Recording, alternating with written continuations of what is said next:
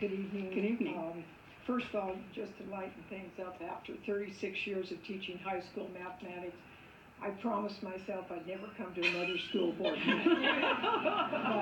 Here I am. My two granddaughters go to school in Corona Del Mar. I actually live in Cypress, 11340 Providencia Street. I have both a bachelor's and a master's degree in math, and I taught from the lowest of the low through BC Calculus for 36 years.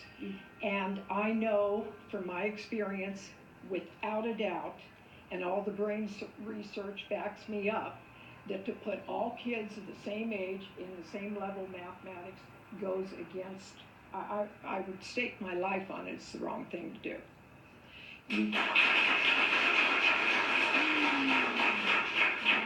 I could give hundreds of examples from my experience where the ability to do symbolic reasoning, for example, or spatial and depth perception or logical reasoning just doesn't mature at the same rate in every brain. And that's not to say the kids that are slower to mature aren't bright. History is filled with geniuses that were once considered slow. And I just think it is the wrong thing to do to have the same all the same age kids in the same math course.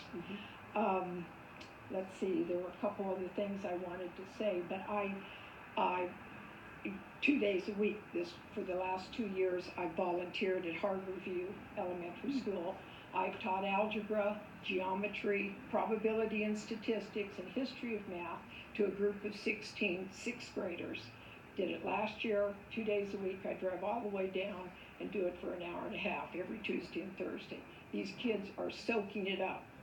I've taught them so much algebra that they could, that's my time. Thank you for taking the time. Thank you.